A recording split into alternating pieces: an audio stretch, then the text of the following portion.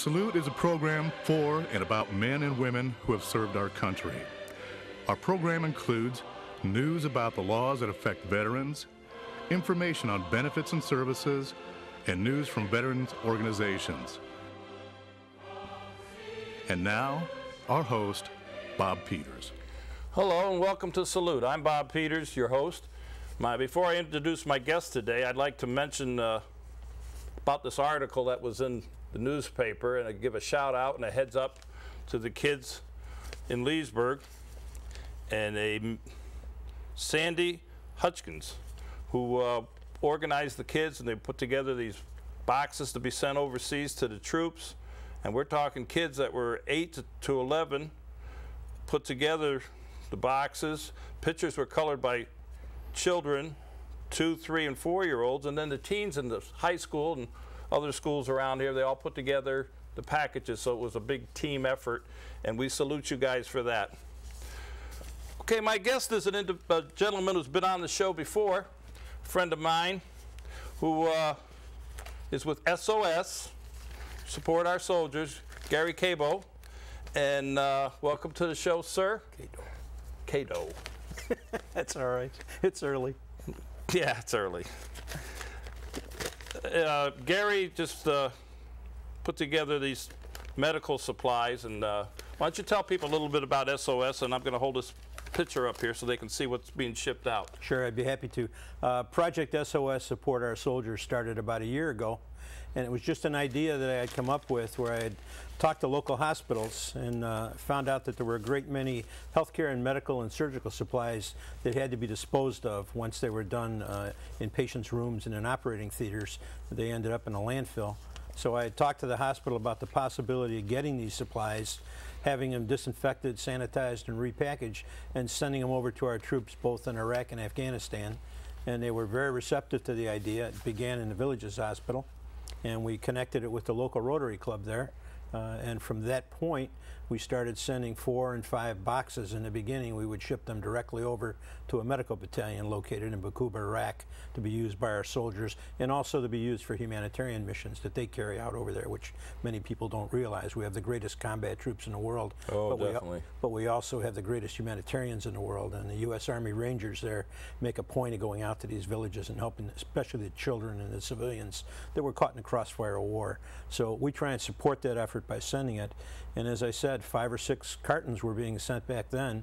And now, 1 year later, last week, a week ago Wednesday, we shipped out 6 tons of medical and surgical supplies, including wheelchairs for the children and vitamins for the children, infant medications, all kinds of surgical equipment to our troops to be used both in Iraq and Afghanistan. And as we speak, they're on their way right now. So we're very proud of that. We're very pleased that so many people came through, particularly the people in the Villages area, the Leesburg area, throughout Lake County, Sumter County.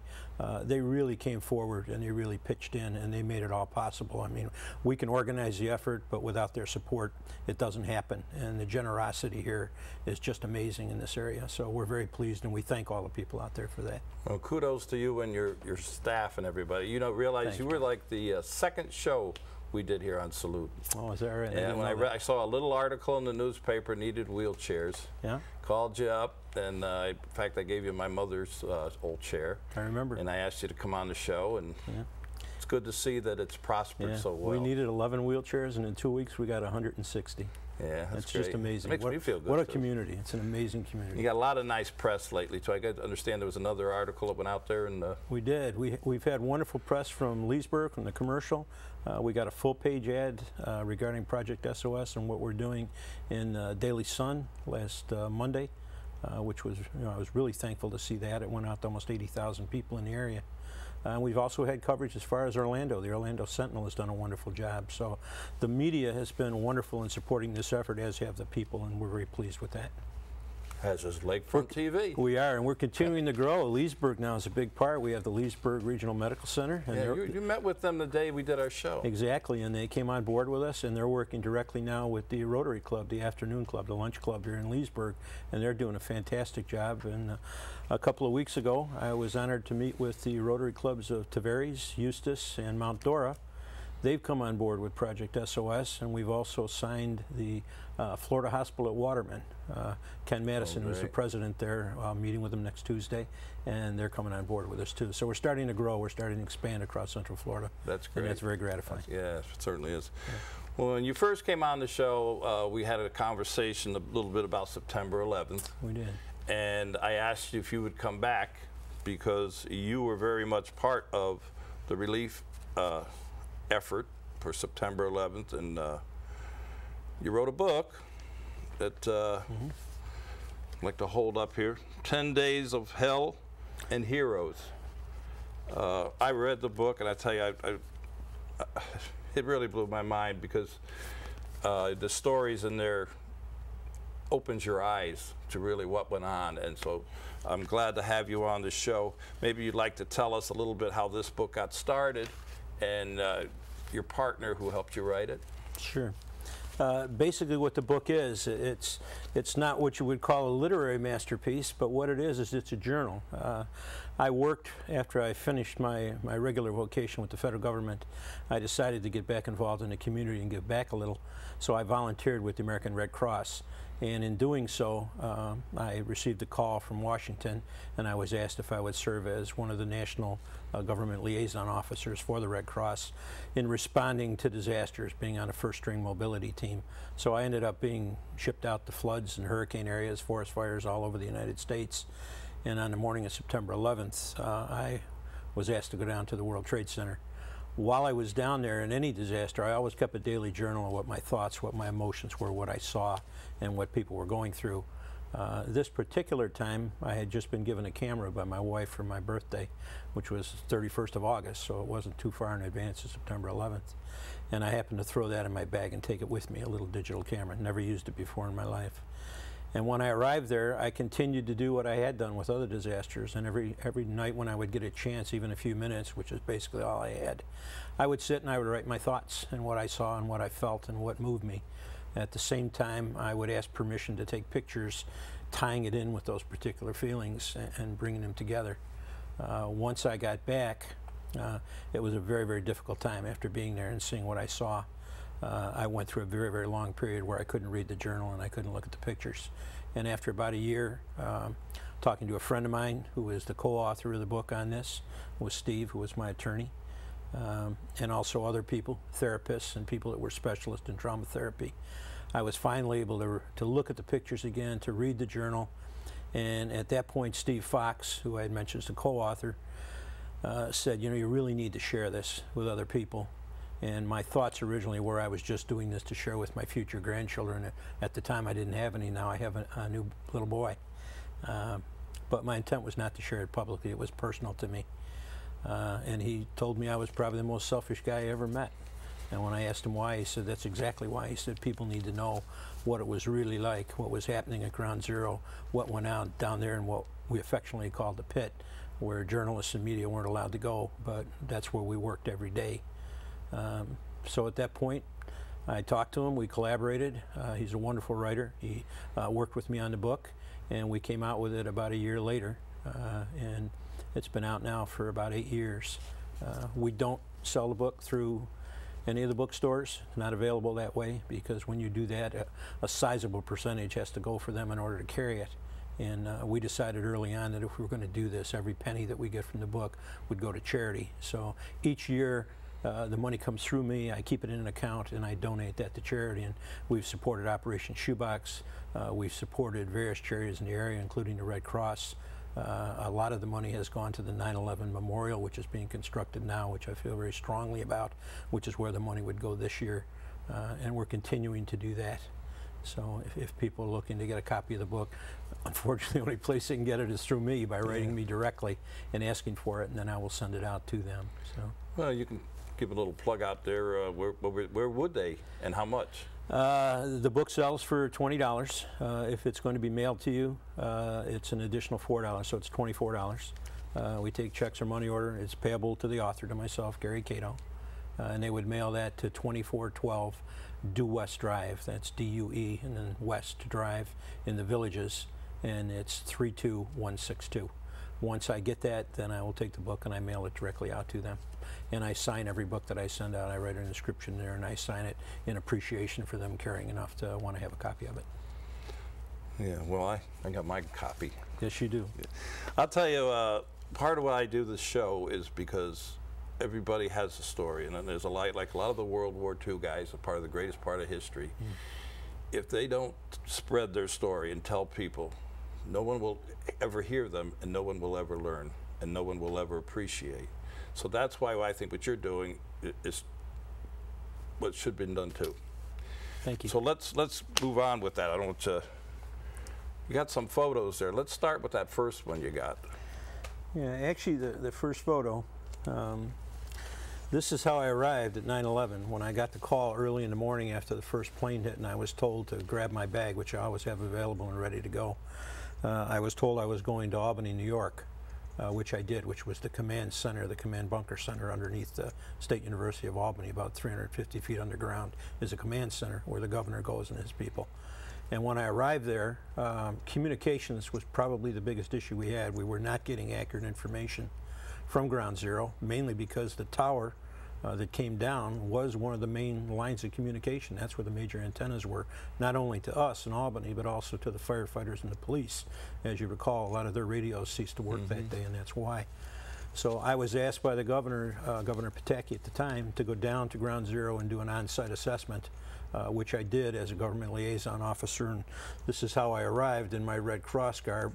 When I got down there, I immediately went through, and I can remember walking through ashes above my knees with a young captain who was taking me back in to meet with the gentleman who was in charge of the command center there at the towers, at the base of the towers. And as I was walking through the ashes, I remembered meetings I used to go to down there at the towers, being a federal officer. I went there quite often, and I had said to my God, I said, there's 30,000 people in these towers. I said, where are they? You know, kind of a naive question, and he looked at me with a solemn look, and he said, we're walking through them, pal. He says, you're breathing them right now. And then reality hit me that this is all that was left. Most of the people that were in the immediate area, the immediate floors where the planes hit, were incinerated immediately. Those that were in there when the towers came down, unfortunately received an equal fate. So there was very little left, although when the rain came a little later in the day and the ashes started to clear and they started running down some of the sewers in the street and so forth, we saw the remains. And I can honestly say I don't think there was a square yard that I looked at that there wasn't a remnant of some human being who had been lost in the towers and the other buildings that came down. Again, we talk about the towers a lot, but there were actually 23 buildings that were affected in the entire center. It was the size of 16 football fields. That's how immense this was. So when I arrived, this is how I arrived. And as I got to the commander, my immediate question is always the same. What do you need to have right now? What are your immediate needs that we can get you? And the response just knocked me over. He came back and he said, I need a chaplain. And I got a bewildered look and I said, a chaplain? And he said, you don't understand. He said, Father Judge, Michael Judge, he said, he's our chaplain. And he said, he's dead. He was the first one to die. He was death certificate 1 in the tower. And he said, if you think I'm going to send my people into that pit of hell without at least having the benefit of the sacrament of the church, he said, you're crazy, because I know some of them aren't going to be coming out again. And Father Mike was giving last rites, right? Something came down and hit him? As it turns out, we found out much later, we weren't quite sure. There were rumors around that he was hit, that something came down. I mean, there were situations where people were panicked and they were jumping from the towers at the time. That's no secret, and there's film of that. But that's not how he died. He died of a heart attack. He was always first one in. He was loved by both the NYPD and by the fire department. He's one of the few that could bridge that gap, because there was always a friendly rivalry. But Father Michael was just an amazing man, and anytime they had to go in mass like they did that day, he was right in front. He was the first guy to run up that escalator and into that tower. And he was not a young man. So as it turned out, the last I had heard and talking to some of the people that I still stay in touch with down there, his heart gave out. And that's how he died. But no, he was not hit. Oh, okay. That's never been proven. So that was a rumor that went around for a long time. That's what I heard. So I know. Yeah. No, he died. His heart gave out. He gave all that he could. He gave full measure. was not destined to get through that. So at the time I was told that, I was, as I said, set back, kind of shocked by it, and my response just blurted out, and I looked at him and I said, well, I'm a chaplain. That's what I do. I've been a chaplain for 26 years, and I have. I'm an emergency chaplain. You know, I've worked disasters. I'm an Episcopal chaplain. I went through the training in seminary and so forth. And I had not practiced in a long time because I was involved in other things with the government. And he looked at me when I told him that, and he shook my hand. He said, welcome aboard, Father. You're my new chaplain. And I said, it doesn't quite work that way. I said, I have to make a phone call. And I did, and I called back to the governor's group. I didn't get him directly, but I got his assistant, and I explained the situation. And I said, look, I'm down here. And I said, there's an immediate need. I said, they need a chaplain here right now. I said, you have no idea what this scene is like. And I said, I'd like to stay here with your permission. And the answer was, no, you can't, which kind of shocked me. And I said, well, why? I said, why on earth couldn't I stay here? This is where I'm needed. This is what I would like to do. And they said, because we brought you in for a specific purpose, and you need to fulfill that purpose. We don't have anybody else here that can do that. And my job mainly was to coordinate the relief effort between all the government agencies, be it federal, state, county, local.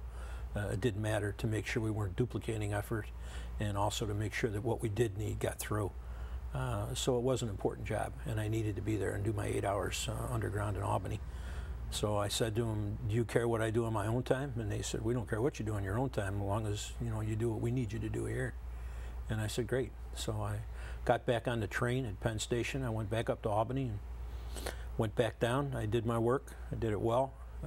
Everyone was pleased, and I didn't hold back on anything. We got it done.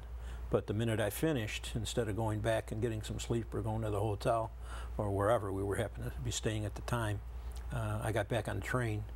And I would take the 2-hour ride down to Penn Station. Meanwhile, I arranged to have NYPD pick me up at the station. I would climb in the back of the squad car, and if you've never been in the back of a squad car, and I hope you never have, there's not a whole lot of room in that cage. Yeah. So I would be coming out of this, and I was changing into this, because I brought my clerical garb with me also. At the same time, and obviously I did so because someone else spoke to my heart. Early when I left, I also brought my field communion kit with me, so I had everything that I needed to actually hold communion services there at Ground Zero. And that's what I would do every day. I would work my 8 hours in Albany. I would take the train, ride with NYPD, go to Ground Zero, and I would work 10 hours there, and then take the train back and do it all over again. So the only sleep I really got was the 2 hours on the train, which sounds good in theory, but as you get on the train and you have a hard hat and you're covered in ashes, and even though you're wearing a collar or you're wearing Red Cross, either way, depending which way I was going, people would see the gas mask around your neck and all that, and they'd say, oh, have you been there? And yes, and of course then the questions all came. Well, yeah. I have a family member there, I have a wife, I have a sister, I have a cousin, and you can't say no. You need to talk to them. And that's what I spent most of the train ride doing. I got very, very little sleep. If I was lucky, when I was at Ground Zero, I could lay down on a shelf somewhere in a blown-out building and maybe catch a half hour or an hour sleep, and that was it. So it was quite busy. We did 3 services a day right down in the pit, and whenever they would find someone or remains, I had a radio, and I would get a call. And we would go down. If it was a police officer, police officers would go down with me. If it was a firefighter, they would escort me down. If it was Port Authority, New York, New Jersey Port Authority, who lost a lot of people also that day, their people would go down. And my purpose in going down was to administer the sacraments of the church and anoint the body or the remains, whatever the case would be. In most cases it was remains. Place them in a body bag and then bring them out. But it was always done with great dignity and respect. And everyone that we recovered down there, everyone that came out, was afforded the sacraments of the church. So it was a tough haul. I made that trip all too many times. Yeah, and you've made a lot of acquaintances down there that you'll remember always, and they will always remember you. Yeah. They gave you a little name tag. They did. They did. Tell us what the name tag said. Well, being down in the New York, New Jersey area, instead of Father Gary, it was Fodder. So that got to be the standing joke, and I had a name tag. Because you're a minister, not a priest. That's correct. It's not Father. It's chaplain. Yeah, it's right. chaplain. That's correct. They nicknamed you But Fatter. down there, the minute they saw the collar, and you know, they knew what we were doing, and they would, you know, they would gather. We would have services when they went down, and we would give thanks when they came out. It was Father, but in their case, it was Fodder. So whenever they needed was Fodder Gary, and they made a little tag, and it was spelled Fodder, F-A-D-D-E-R, Fodder Gary. So I wore that when I was down there. The donations, I was reading in your book about the donations. The gloves and the hats and the batteries and stuff like that that you needed. I remember that because I worked for Northeast Utilities, and Northeast Utilities sent down a bunch of gloves and hard hats and everything. But there was another one, some of the stuff you needed. How about telling us a little bit about that, especially about a crane? Yeah, that was interesting. Obviously, because of the conditions down there, the steel was really an impediment in trying to find out if somebody was still in there. You had to cut through an awful lot of steel. And they were down there with torches, and there were so many people involved down there. So many iron workers were down there working, giving their time, along with other people in construction. I mean, they get very little recognition. That's part of why I wrote the book, to recognize all those who haven't been recognized. But in being down there, we needed heavy equipment. We needed cranes to get some of that out of there, and you had to be very careful because, again, in moving it, you could also do damage if somebody was underneath there. So we needed specialized cranes to do that. And in one particular case, there was a gentleman who was having one sent over from, I can't remember the exact country because I haven't read the book in a little while. It said Canada, but I read. Well, it was going to go to Toronto. That was the end result. But it was coming over from Europe, and it was just about here. And instead of heading up north to the Canadian area, he volunteered it and he offered it to New York City, and they diverted it. And they brought it into New York, and they brought it over to the site. But that was one of many things that took place. We had people that sent cameras in from Japan, specialized cameras on lions with robotic cameras that could go down underground and search to try and find it, see if anybody was still alive under there. Just some amazing technology that was given to us free of charge to use in this rescue effort. Everyone stepped forward, from the youngest person to the oldest person. There was a lady that I'll never forget. We had a lot of dogs down there. They called them cadaver dogs, which we didn't particularly like that term because, you know, we weren't looking for bodies. We were looking for people to be rescued. And they would go in and they would run through the rubble. And the piles of rubble down there had shards of steel and glass embedded in the concrete because of the heat. It would literally bake it in. And the first day I was down there, on the 11th, that evening they lost 2 dogs, and what had happened is their paws had been cut to shreds in running through the debris, because they're trained to do that. They'll run to where the scent is, where the body is, with no regard for themselves, and their pads and their paws got cut to ribbons, and one dog bled out, the other one died of sheer exhaustion. And the word got out on that in the immediate area, and there was a little lady named Ruth Sisson, who was 82 years old, lived in Soho. She had heard about it. And she came in the next morning, and she had sat up all night knitting little red corduroy boots with Velcro on them for the dogs. And she brought about 100 pair of these to us. And she did a lot of knitting. Oh, it's amazing. Well, she was sewing them on her machine. I guess it wasn't knitting. It's not my thing. But she made these boots for the dogs, and I've got pictures of the dogs down there with these red boots. They didn't like them. We had to stick them on because they'd tear them off. But it saved them. And then within 48 hours, a gentleman who had a manufacturing company in California, who makes these wire mesh net tubes that you can put on the end of your washing machine hose to catch the lint. He retooled within 24 hours and made smaller, shorter ones with pulls on them for the dogs, and sent about 1,000 pair of those to us too. So anything we needed, somebody was out there to provide it. It was just incredible, incredible. Yeah.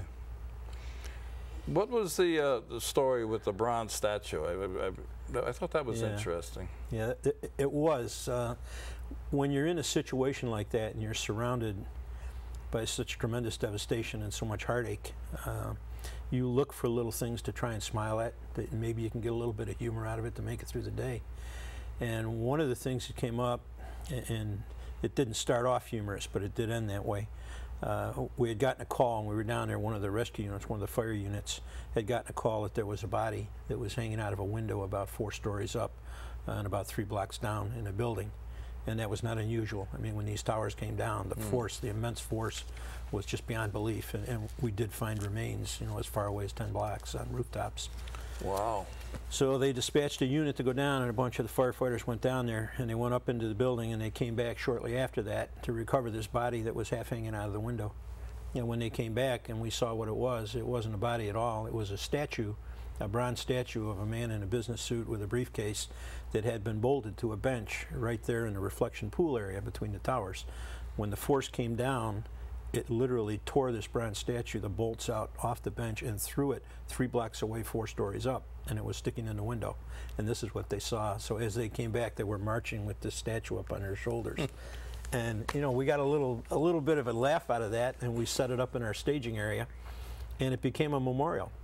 And everybody would go by, would write a poem, put a flag on, take one of their patches, place it, and after a while it got to be quite an interesting sight, quite a beautiful sight with the words that were written and so forth. And that kind of became our own on-site memorial that we had there for all the rescue workers that were working there day and night. Tell us, the people, a little bit about the construction of the building that actually imploded, and tell them why that is. And I found out later, the way the building came down was most unusual, and when you see the photos and the videos of it, the building is literally imploding upon itself. It's coming straight down, and that's exactly the way it was designed. It was supposed to go that way because of the size and because of the complex that it was located in. The last thing they wanted to do was fall side to side and do more damage. Now, when they designed it, and it kind of brought up several questions. One of the biggest questions was, why didn't we find anything that was still intact? I mean, we didn't find any human beings that were intact, very few, unless they were on the bottom floors. We didn't find desks, we didn't find chairs, computer monitors, nothing. Everything was just shattered to finite pieces. And in understanding why that was, the construction sort of explained it. I talked to a gentleman who was with FEMA, who actually was an engineer, and he told me that when the building was constructed, there really were no center beams, no center support beams, bearing beams in it. It was all the outside walls, and they were connected by steel cables, twisted cables, probably about 6 inches thick if I remember right. And they connected to the outside walls and were embedded in the concrete floors. About every 2 to 3 feet there would be a cable running through. That's what held the floor, that's what held the walls in. So as the building came down and one floor collapsed on the other, the walls pushed out, the cables snapped and began to unwind in the concrete and literally blew it up, the same as if you had a row of grenades all going off at the same time. It pulverized everything that was in its path and then imploded down on the next floor and did the same thing in the next floor, and that's why you saw it come straight down. In fact, the antenna on top of the main tower that came down literally came down like an arrow and stuck in the ground, and it was 51 feet embedded into the ground. And in fact, I've got a picture there right here. This was a picture that I took. This is the way we went down into the pit. And it's the antenna. Yeah, and as this came down, this is stuck in the ground. It's about 50 feet into the ground. What you see hanging on it now, the flag, the first firefighter that we found there, this is what he had. These are his suspenders and trousers that were put up there as a memorial, and then we put a flag at half-mast and duct taped it on. But this was the center area. I mean, this is huge. It looks small in the photo, but it's a huge sculpture. It's now, I believe, in Battery Park, if I'm not mistaken. And this was the path that we went down. They just bobcatted through, and we would go down about 300 feet down into the ground. That's what you called the pit, right? That's what we called the pit. We did it respectfully. I mean, not to be disrespectful, but it was. And as you would walk down, because it was rather deep, right? Oh, 350 feet down we went. Yeah, it went down very deep. And as you went down the path, the ground was still burning underneath. There were still fires raging underground. And as that would happen, the ground would split. So you could walk down this path and, 12, 14 feet away, all of a sudden the ground would split and you'd get, 20, 30 feet of flame shooting up in the air when the oxygen would hit it. So it was a pretty scary place to go. But you went. I mean, that's what we did. That's where we held services down there also. We had 3 services a day for those that wanted to receive communion. And that's where we went for the recovery. So it was a pretty intense area. Yeah, and, you told me a little story about a couple of utility workers that went down in there. Yeah, that was amazing. Matt and John, they worked for a utility company, and they had a very specialized job. Their job was to go in if there was ever a massive disaster such as this, and go down where the main lines were, where the shutoff valves were, and shut off the lines for the gas and so forth. And to do that in this particular case, they literally had to rappel down on ropes, the 2 of them, probably about 100 feet to 120 feet down to get to the shutoff area because everything had collapsed. There were no staircases to get to it. So the 2 of them rappelled down, and I was there at the time, And when they got down, they literally were balancing on a steel I-beam. They were standing on this I-beam. Below them was water that had seeped in from the barrier wall that held back the Hudson River, which had meanwhile cracked from the impact of the buildings. And water had come in. So with the water coming in, with the fires underground still raging, the water was literally almost at a rolling boil below them. So here the two of them are standing on an I-beam getting off the rope with water below that if they fell into it, they knew they'd be lost. And the ropes caught fire and burned back up again. So they had to stand there for pretty close to, it seemed like forever, but probably 15 to 20 minutes. And then more workers were able to come in, get new lines down to them and get them out of there. And as they came out, I walked up to them and introduced myself. And I said, you know, I told them how amazing it was what they'd just done. And I said, do you mind if I take your picture? And they looked at me and they said, not looking like this. And I said, what? And they said, got an image. Yeah, look at us. You know, we're filthy. My shirt's burned. And then he said, let's go change. So they went back in the trailer that they had there, and they put on nice clean T-shirts and new flags on their helmets. And I have a picture of that in the book also. Yeah, you have several pictures in the book. Now, there's quite a few in there. There's about 53 photos. And all of the photos, I sent them in for copyright when I was done so that they would be protected. It took a long, long time. Normally it's about 3 months to hear back from Washington. And I finally got a call in about 9 months from the National Archives, the director of the National Archives. And she called me and said, "Is Mr. Kadow?" And I said, "Yes." She said, "You submitted pictures from 9/11 trade." I said, "I did." And I said, "I've been waiting." She said, "Well, we have them here." She said, "The reason you're waiting is they've been in committee for review." And she said, "We'd like to know if we could use these photos for a world tour exhibit we're putting together for the Smithsonian." And I gave them permission to do that, and that's what they ended up doing with them. And of course, I placed them in my book also. Well, we have a lot more to chat about. We do. Unfortunately, we're going to have to end this episode, but stay tuned next week and we'll continue this conversation. Till then, to all our military and their families, our veterans, and all those people up there who are part of this rescue effort and the families, we salute you. Amen.